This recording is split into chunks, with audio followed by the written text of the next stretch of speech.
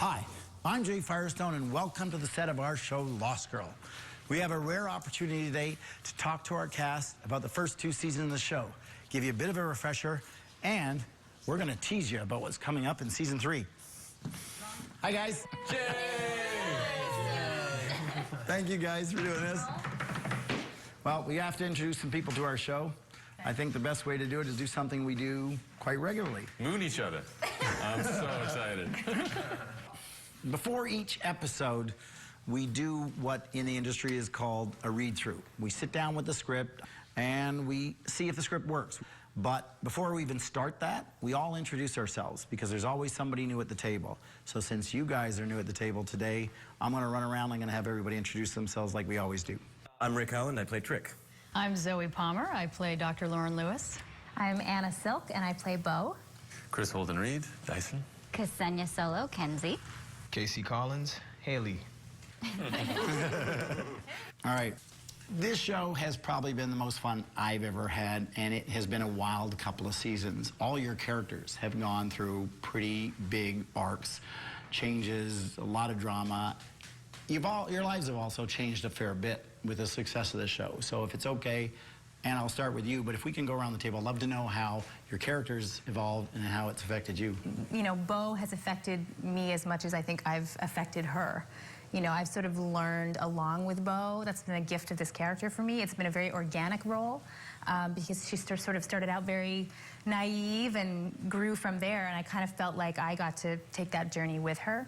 So I feel like I probably give Bo a little bit more humanity, and she makes me a tougher Anna in the real world. How am I supposed to beat these guys? You be faster. You be smarter. They're gonna underestimate you. Use that to your advantage. I misjudged you. You got any other advice? Don't get dead. But Dyson was a great challenge, you know, it's like the older character, you know, 1,000-year-old guy, and just trying to tap into some of them, you know, the faux wisdoms that I've learned throughout my life, and just, yeah, pretend that I knew better. Ksenia, it's a different role for you. Yes. I've never played the comedic relief before, and I was terrified. Every episode, I'm still terrified. 3 years into it, I'm like, I'm not gonna be funny. Did you bring home elves last night? I'm not judging, I just want to know. I think it was the great poet, Ludacris, who said, regret is for suckers, for suckers, for suckers. Regret is for suckers, bitch. Casey. You know, with regards to Hale, I mean, obviously he started out as Totally awesome. Just a kind of yeah. What happened, right? Yeah. What happened? It's like that kid that grows up and you're like, what happened? He was no. Anyway. He used to be so adorable. Yeah, right, exactly. I know what it's like hanging with an alpha dog, okay? Still, I do all right.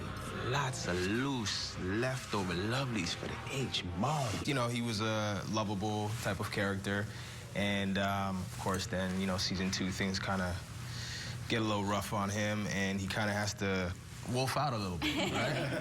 This is ridiculous. You don't understand. No, this is our shot, Dad. To stop the petty grievances with each other and unite the clans. To fight the real threat. Different role for you? Yeah, very different role. Yeah, normally, I mean, I like the difference between Trick and I, where I'm a little more kind of frenetic and talk with my hands. And what I've learned from Trick, I think, is a better ability at keeping a secret. Because I'm usually, like most actors, are open books, and I've been an open book a lot of times in my life where I'm just like, blah, blah, blah, blah, blah, blah, blah. And Trick has really taught me, it's like, you know what? I don't have to say all those things. You were not shitting about the lightning part. I try not to shit about things. So he's super hot, super smart. That's been a challenge. That's been a big challenge, but I've tried to rise to the occasion. I don't know, you know, I think playing Lauren has been, the biggest challenge has been the fact that I've learned along with the audience about her. And so there was a lot of times in season 1 where I didn't really know her motives either, and like the connection with Bo and whether or not how sincere she was and that sort of thing. And I think for a long time I had to sort of walk the line on how to play her, you know, which was frightening because I never really knew if it was the right choice. So it was kind of always a bit of a shot in the dark for a long time. I didn't get advanced scripts, right? So I didn't know if she was evil or not. We have your best interests at heart. We? Who's we? Bo. Were you sent here?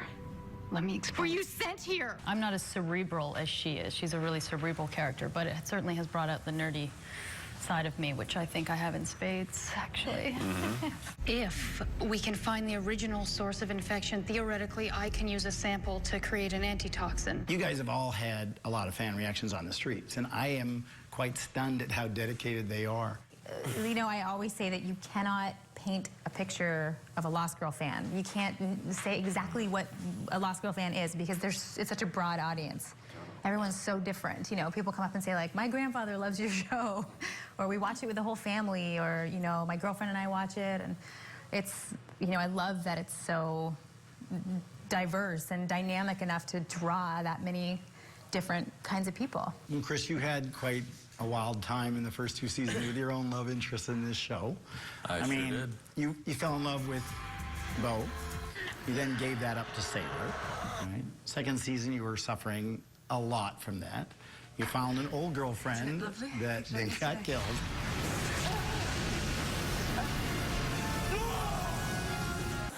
And you wonder why Dyson's so dour all the time. Well, but you jumped Hale's sister. You jumped Hale's sister at one point. He slugged you for it. Hey, yeah. And at the end, you got your love back for Bo, and you don't know what to do with it yet. So. And here we thought we were just making lighthearted TV. Yeah. How did you handle all that roller coaster ride for your own emotions of that? You know what? It was really fun. Like, honestly, a lot of times in TV, you just get trapped in doing the same thing all the time. And that was the lovely gift about season 2, is that I got to go on an emotional journey with Dyson. I got to, you know, like, you got to suffer and, like, and how do you play not being able to feel love or, like, losing your love for someone? I remember you saying that, too, at the end of season 1. You're like, how do you play the absence of something? You're really kind of wrestling with that. But yeah, because you don't want to play, like, apathetic. You don't. I don't feel anything there, so I'm like an android. You need passion still.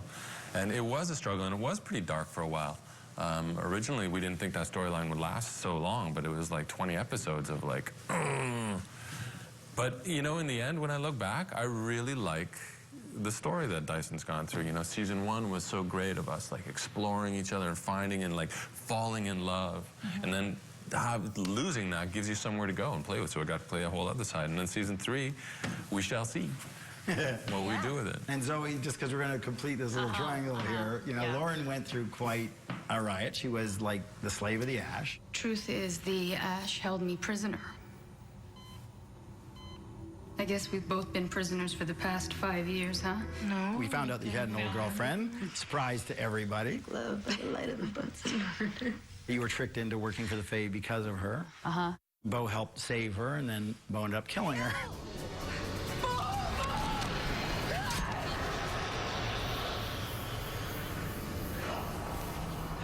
It was an interesting choice to have Bo kill Nadia, for sure, because it certainly, and we talked a little bit about that, and I certainly thought a lot about it and how to, you know, I mean, gosh, like if you actually think about that scenario, if you had that actually happen, and how do I play that I could ever forgive that? producers and writers and everyone came up with a way to do it that didn't Make you the bad guy. Make Bo so awful, and it made Lauren involved. You know, so that was, I think, that was good. All right, well, we're going to take a break now, and when we come back, we're going to have a lot of questions for the rest of the cast.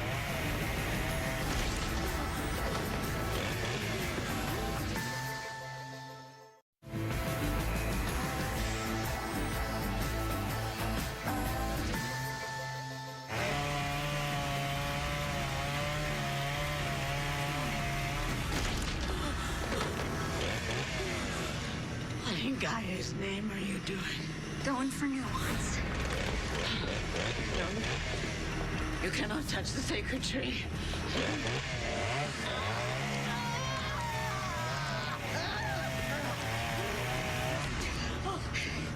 I guess my bite is worse than your bark. Welcome back. We're on the set of Lost Girl, talking to our cast, and Ksenia. Yes, sir. Every character on this has a special relationship with you. Why Kenzie? I don't know. I think Kenzie's pretty fearless, and I think she's pretty awesome for being this young, you know, seemingly fragile girl who gets really just thrown into this insane world of scary creatures, and somehow she manages to become, you know, the closest friend to one of the most powerful fae to ever live. What about me? Okay, let's get you out of here. I saw you eat some dude's face. It was amazing. Just terrific. Let's go. Come on. I'll take us when we're safe. Bye-bye, Mr. Smiley Face. She becomes friends with all these other creatures, fays, who could really just kill her, you know, like a fly on the wall, but they don't. And I think after all these seasons, becoming a warrior in her own right. So I really admire her for being this human who comes into this world and has a place in it. Well, you know, Xenia, you sort of created this character a little differently than I think we initially anticipated. And I have this story I tell everybody about when we were shooting the pilot, and Bo had just killed the Morag, and you run into the room with your sword, and they're sitting there, and you don't have a line. Jay runs up to me with like a list. He's like, pick one. I said, pick a line, pick a line, pick a line. Smells like fried bitch. And that actually stimulated a fan question, so I'm going to ask it now. It's, let me just see this. It says, Jordan Thane wanted to know, do you ever read Kenzie lines and think, I can't believe I have to say that? Every day. No, most of the time I think, damn, I get a good line. This will be really fun. So I think, no, I get really excited. You like it? You like Yeah, it. at the read-throughs, I feel like they make me giggle. So I'm like, if I'm giggling, then hopefully everyone else will giggle. So hard to do. It's tough. Giggle? To what, giggle? No, Comedy. like the lines to make those work.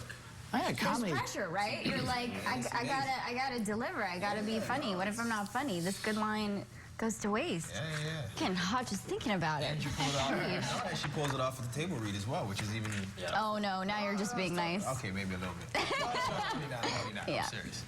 No, Thank you. I am. See? Thanks, Casey. Do you guys need a minute? I'm going to pop over to Rick for a sec because you have a very unusual character in this show. I do. You ever played a role like this before? You know, a lot of the roles I've played have been like, they're powerful, but they're always kind of creatures. They're not actually humanoid. And so it's been a real pleasure to look like me somewhat, to not have things glued to my face or whatever. It's nice to be it's really nice to be Trick. I love playing the character. And you have a very special relationship that we revealed this year as grandfather. Yeah. Right? We have this bond. We do. And with good reason. Bo, I'm your grandfather. My grandfather. It's very, very parental, which, I mean, I'm not a parent, but I certainly I've been able to tap into that, I think, for myself. And definitely a parent guider to Bo, and like I love my scenes with Dyson and Trick. To the Blood King. Please don't ever call me that. And you guys have a bond too, because you guys still know so much more than you're saying always. Yeah, there's a huge history between us. And it's interesting, like, I mean, working with Chris right away, it was like, there it is. We found it immediately. We found some connection that allowed us to give depth to that friendship immediately. Okay, Casey, I got to ask you now. In season 2, we learned that you have all this nobility, that you're sort of a rich kid, but that you rebelled. Okay. And a lot of people are put in that situation where the parents have a preconceived notion of where their kids want to go, join the family business, do something, and they don't necessarily want to follow the path their fathers set for them or mothers set for them, and you're that character. As Santiago's of Clan Zamora, we're all for charity, but there's a limit. And that limit is cheap, ill-bred mortals. I enjoyed showing people where he comes from and how he overcomes or overcame, this pressure from his family. And how'd you like the tension between you and Dyson? That was new. I mean, season 1, you were like best buddies. Yeah. Easygoing. Yeah. Season 2, you slugged the guy. Changed my mind.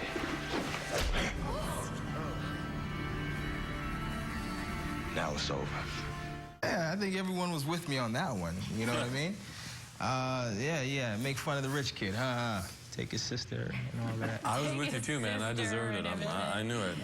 Because we're going to have to go to another commercial break, but when we come back, guess what we're going to talk about? What are we going to talk about? We're going to talk about behind the scenes.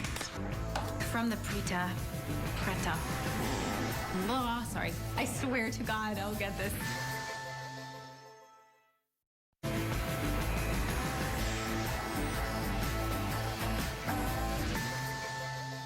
So, we've never done this before, huh? Just the three of us. It's like a threesome. Not that I've thought about it that way or anything, but... Wow. Welcome back to our Talk with the Cast on Lost Girl. I'm Jay Firestone. Who's the goofiest? We all crack jokes, but Chris is definitely the goofiest. Yeah, like Chris is probably the least like his character. But that doesn't mean I'm funny. It just means I'm a goof. Oh, no, you're funny. You're funny like in a Kramery kind of way. That's right. I walk into Physical stuff, I fall comedy. down a lot. Every time he walks into a room. I think the intellectual comedy goes to Zoe Palmer. Yes. Yeah, but you're liable to walk in your underwear in like first scene first scene where you're not supposed to be in your That's underwear. true. Yeah, no, that'll be fine. Can you hang on? I have my noise recover everything in the morning. I remember once you doing that. You came to the door, and you're supposed to be drunk in the scene. You came to the door and knocked on the door, and Bo opened it, and you had your pants down. And I was like, you know what, Chris? I'm just gonna have to deal with it. For the No, scene. so I didn't stop the scene. I just kept going. I walked in. He's walking behind me like this, trying to keep. I just kept going through the whole scene, just totally normal. I remember one particular scene, 4 o'clock in the morning, we were all running on fumes. Rick had to finish drawing a circle on the ground. I was wondering when this would come up. And honestly, I've never seen... It was a big circle, right? It was a huge circle. Oh, yeah, it wasn't like doing this. It was actually on the floor. Whatever. And Mr. Casey But we were all laughing, but it was over. He couldn't stop. Because I remember I'm like unconscious in the middle of the circle. Oh, yeah, that's right. And it was lavender that you were sprinkling around me, and I actually fell asleep. I'm usually very attentive at work day, but it was like 4 in the morning, and I actually fell asleep, woke up on my cue. Fell back asleep. You know what was cool at this year's Fan Expo is that they played a blooper reel, and we hadn't seen it. So, and it was so much fun to watch it. First of all, to watch it with the audience, that was really, laughing a lot. Yeah. But we were laughing a lot too because you forget all those moments, and when they're cut together so quickly, it's we do have a lot of fun. Ow! F***ing door. From the preta. Oh, sorry. I swear to God, I'll get this. They may be ping pongs, but they're made of steel. Or brass. That's better, isn't it? Brass. Brass balls. Let's do some clogging. Completely before they can forge their own. So close. Good thing it was damaged enough to not to hell. What is it? It's Rick. It's contagious, dude. If you killed me, it would be gone forever. If you raised me, then what the hell is it? Okay. All right, well, the fans have asked the question on how you prepare for all your roles. Prep. How do you prep? You growl. I growl. You growl a lot. Do a growl. Do one of your pre... No. This Can I do it? Can I do it? You do it. We all try. Right before a take. Right before I a forgot take. one thing, though. The phlegm that flies in my eye. You're too far away. I forgot that. No, I'm joking. Part of the process. My favorite though is like the growling. My throat. The growling is so animated and loud, and then he comes into a scene. He's like, "Oh, I have to tell you something." Like, wow, okay. What was all that for, right? I know, but it works for him. What are the toughest scenes? Toughest. Hardest ones to do. Sometimes you've just done a crazy fight scene. Yeah. And then you come in and you and I shoot a scene that's like really emotional and touching and beautiful, and you've literally seconds earlier spent 6 hours like fighting 10 Fae creatures.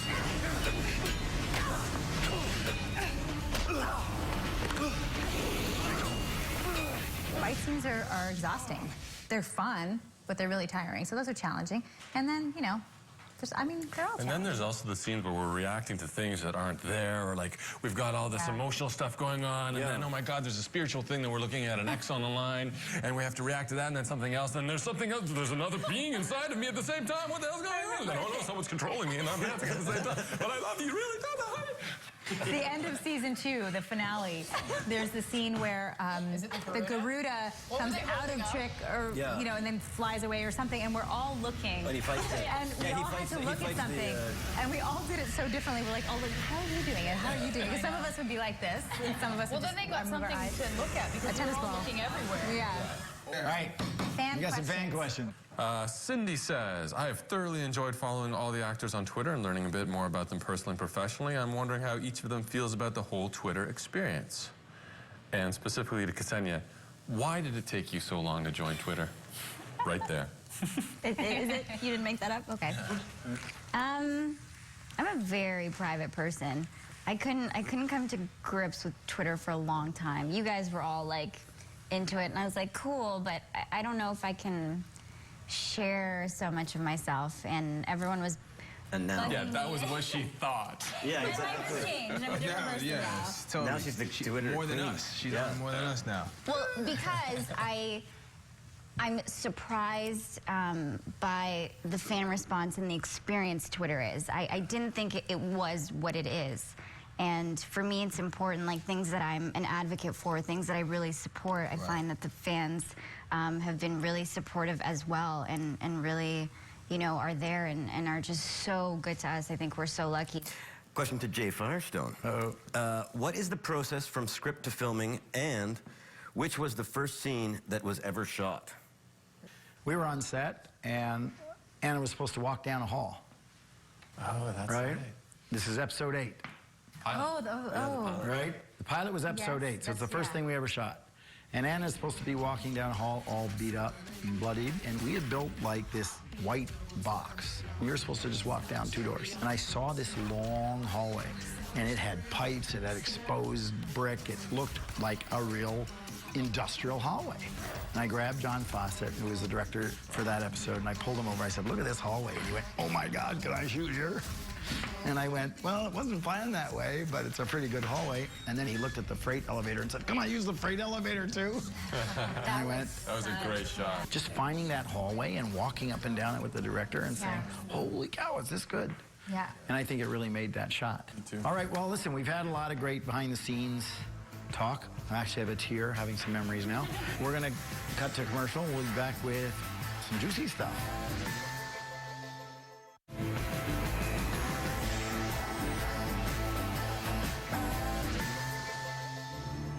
I may be the champion,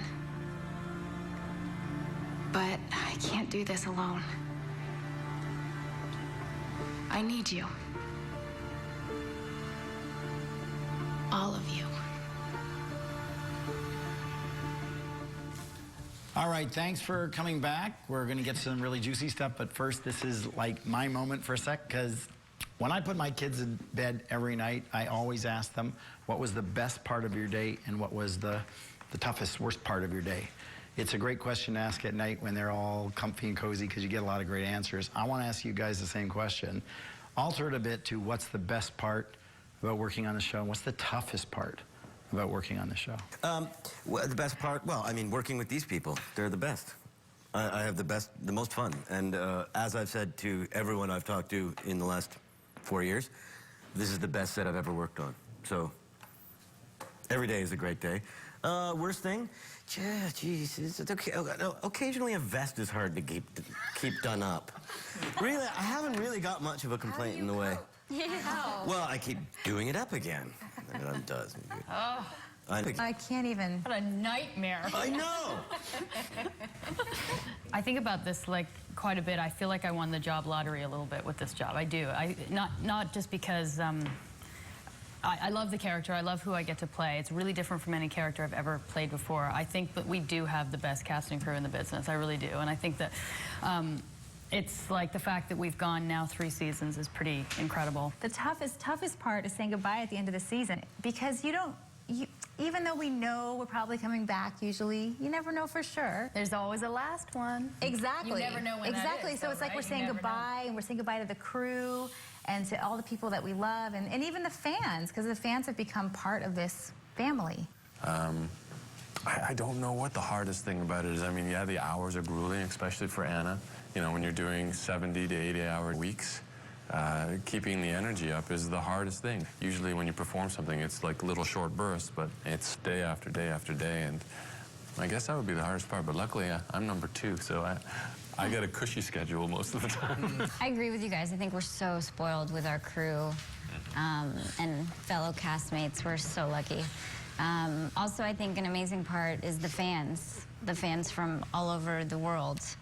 Now, you guys did have a fan experience about your relationship, hey? We've had several. Few. Yeah. Besides, actually, the 16 million viewers on your YouTube video.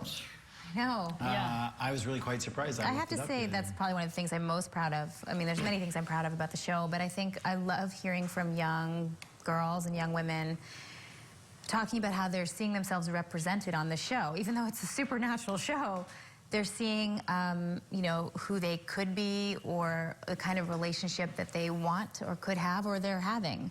And they don't really see that represented everywhere. And it's represented in a really organic, real way.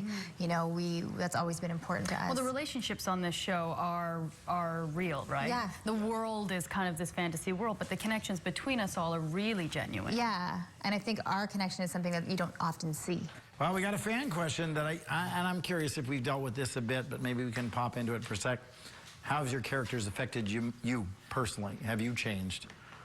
What have you learned from your own character? I mean, we just talked about what you've shown the audience, but have you learned anything from you?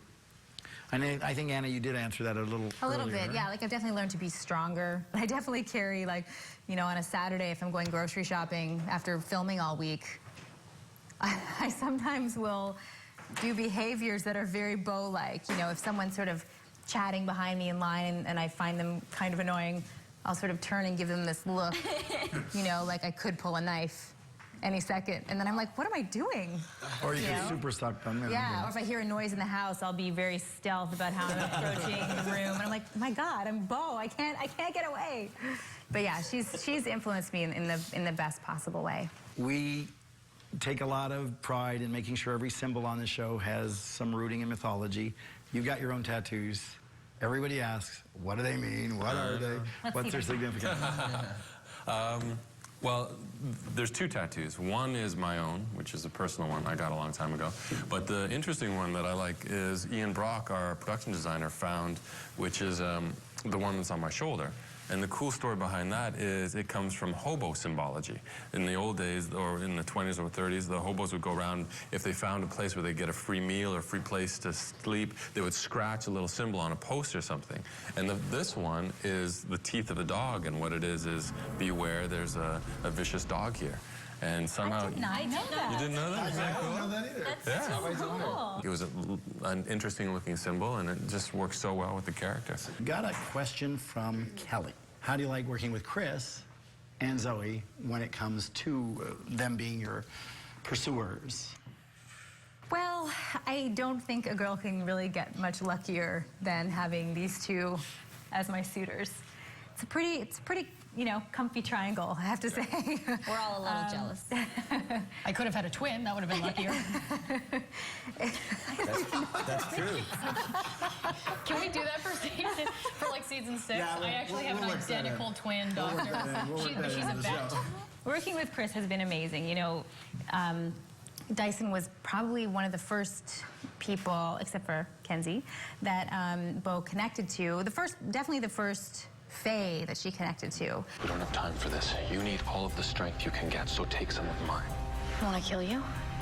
Just kiss me.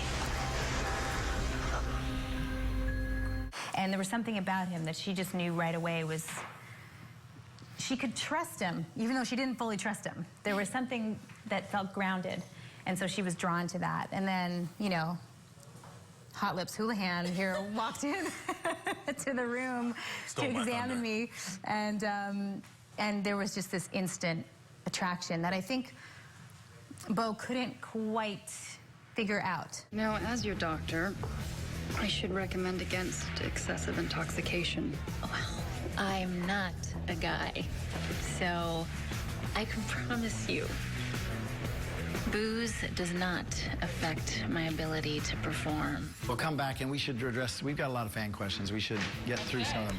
Right. Check me out. Kicking it in the wolf man. Yeah.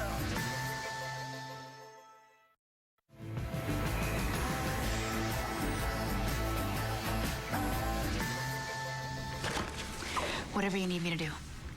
Go undercover in high school. Oh, no, except that. Oh, no, no. See, I didn't do great with 16-year-old girls when I was 16. Welcome back to the set of Lost Girl. I'm Jay Firestone. We're sitting here with the cast, and we're about to answer some fan questions. The question is, what are your favorite episodes? Oh, gosh. I loved Dyson as a guidance counselor.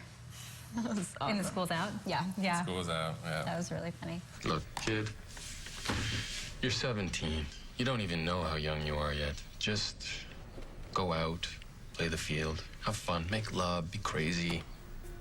Are you sure? Yes, it'll do you good. I think everyone agrees that 209 was one of our, like, we just had such a great... It was so much fun. As a cast, we all, like, got together, helped each other out. It was such a sense of camaraderie. And it was kind of a risky episode for us, too, because it could have, you know, yeah. it could have just not worked. Oh, I'm not Bo, darling. No. I am. But it worked extra well. Do you guys remember the read-through? Michael Cram? Like, who's who?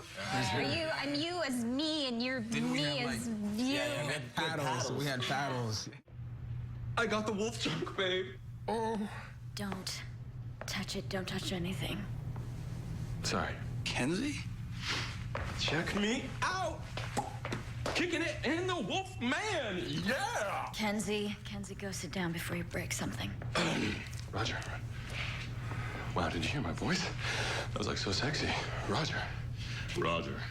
Sit. The pairing of you guys, when you switched, that wasn't the first draft. We went back and forth as to who should switch with who.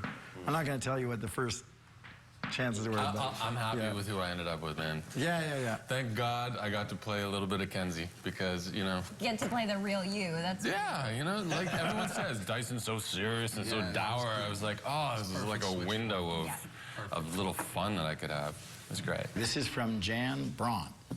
It says, the romance with Ryan, who's dark fae. We're reminded that we take Beau's allegiances to the light fae for granted. Do you think that we'll see any more moments when the line between light and dark are blurred? I think that Ryan reminds us that we're assuming certain things when it comes to the dark fae. We are not Romeo and Juliet. We're not star-crossed lovers. We're just two kind of amazing people who really like each other. Anthony Lemke, right? Anthony Lemke, who was really great. And you know what? He's, as a person, his energy is really frenetic. And that's what he brought to the character. And it was, I had to keep up with that, which I think made Beau curious. And, you know, it really kept her on her toes. So I think realizing that he was dark fae, especially after they had sex, kind of made her see that it's not so black and white. I thought you were unaligned. I am. So what's the problem? You think all dark fae are bad? All light fae are good, is that it? No, it's just the dark have not exactly been my BFFs. Well, I'm not defined by my clan. I think he was a great addition to the show and a great, you know, really shook things up for Beau. Me? Thought you'd never ask. This is a very interesting question, and it's for Ksenia, because it says there have been a few hints about Kenzie's family issues, because we use that in the script. But Ksenia is involved with the no bullying campaign, all right? Did Ksenia's involvement influence that being included in Kenzie's history or vice versa? I feel like Kenzie was definitely bullied, whether it was, you know, when she was a small child at school, at home. I think that's why she's as tough as she is today, because she really had to defend herself, I think, from a very young age. And me, as Ksenia, I was bullied. So I have a real soft spot for, you know, doing whatever I can to stop that and, you know, to help other kids so they don't have to deal with that, so they can go to school and feel safe and not have school feel like a war zone where you have to defend yourself and protect yourself. It's a really horrible feeling. And some kids get to the point where they end their own lives because they can't deal with it. And I don't know if Kenzie ever got to that point, but I would like to explore her backstory and her family and see, you know, what kind of things she had to deal with. But if Kenzie ever became like a campaigner to stop bullying, I think that would make me very happy. Well, a few little fun questions, this one I like. This is just a statement, so I want to read it. It says, this show treats the audience as adults. Thank you, it says. I really enjoyed it so far and hope it continues.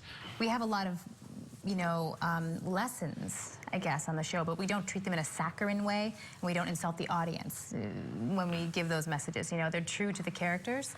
I think the writing really respects, like you were talking about it as well, about like the lesbian character. It's not pointed out at, No. and I don't think you know, my difference in society isn't pointed out in the show, which I think is fantastic. Oh, it's great, right? That's what everyone wants. Yeah, Do exactly. not Because feel like, I mean, you spend your career kind of occasionally compromising yourself to get work, to get a job, and it's really nice to be in a position in a role where you're given so much respect by the writers, by you, by the production, and it's really nice to have that in the writing and in the show. Did you try Wikipedia? You think this is funny? No, I think you look like you needed a joke. So all the way from Australia, what does Zoe think of all the comments she gets about her hair and arms? LOL. Let's laugh out loud for anyone. Did she ever think playing Lauren would lead to a sex symbol status?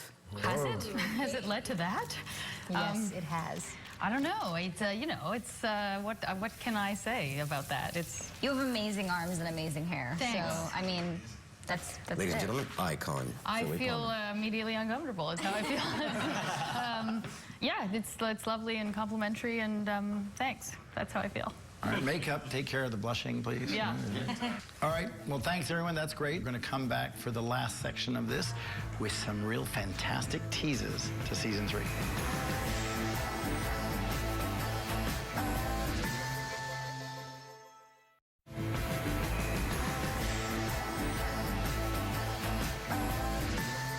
Ladies, we've got company. I got this.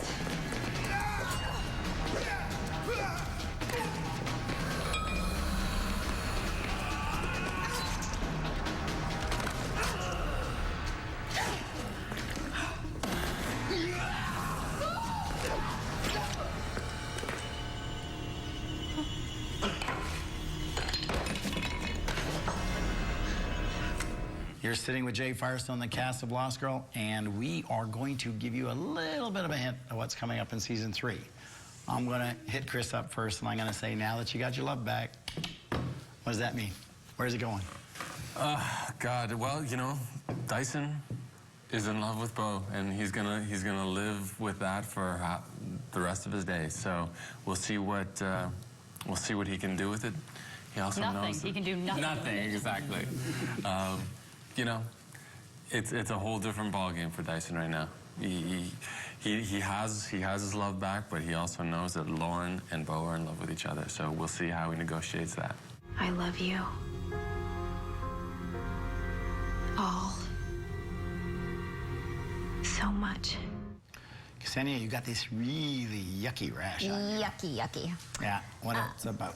Well, there are consequences to every action, and I think tenfold in this situation for Kenzie. Yeah, I wish I could get rid of this pain in my arm. Whoa. What is that? I don't know. Did you come in contact with something? You should definitely let Doc take a look at that. No. No, I'm fine. I'm just gonna get some air, okay? Zoe. Hello. Ooh, big kiss in 22. The I mean, biggest. you think you got a shot?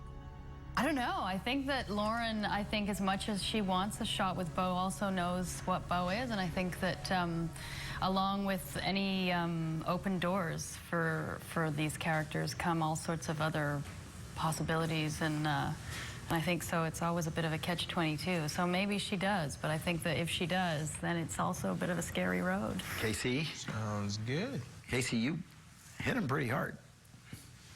Okay, that sort of like relationship got a little tense towards the end. We gonna see a bro makeup moment? Well, we'll see.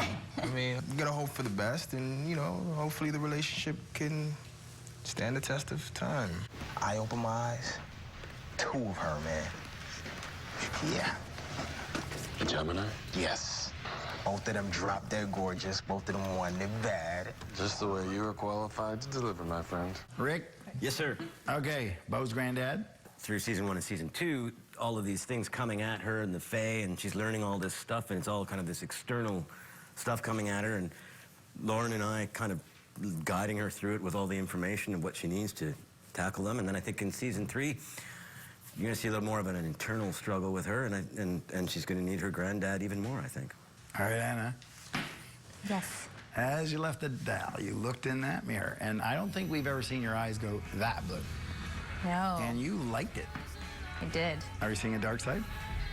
Yeah, I mean, I definitely think that, you know, that there's room for a dark side. And we definitely see an element of that in season 3. You know, Beau has probably the biggest challenge of her life. Physically, it's the hardest challenge for her. Mentally, her mental strength is really challenged.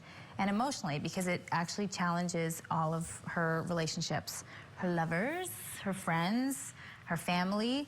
And so that darkness is definitely explored in a deeper way, but might not mean exactly what people think. Can I actually just interject? I've been sitting here this whole time, and there's something, like, have you dyed your hair? No. You got a bit of a glow about you, I must admit. Like, what's going on here? The same thing, but I didn't want to be the first to say something. No, it's just there's a twinkle. Really? Are you wearing like color contacts or something? No, maybe it's the color. I don't usually wear green. You do this good. I don't know. It's just the whole time I've been like, it's not the... No. Well, I have a little bit of a belly. I didn't want to say anything, but... That might be different. I told you. But yes, I am. Food combination. It's not bloating. I'm expecting my first baby. I'm going to be a great grandfather. Now listen, I promised the audience that we'd tease them about season 3, and it is quite the season. It's a riot. I mean, there's a roller coaster ride. Everybody goes through some pretty big changes, and I'm more excited about it. You guys excited about it? Yes. Very. All right, okay. They're excited about it. We're excited about Wildest season yet. Roll it.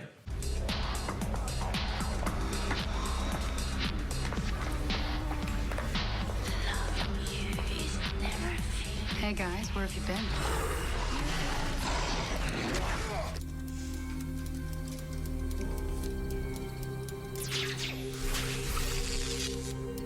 Wicked, wicked Norn. What did you do to me?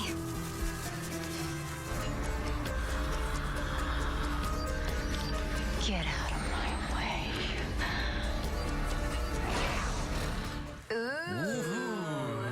It's going to be a lot of fun. I want to thank the writers, and I want to thank the crew.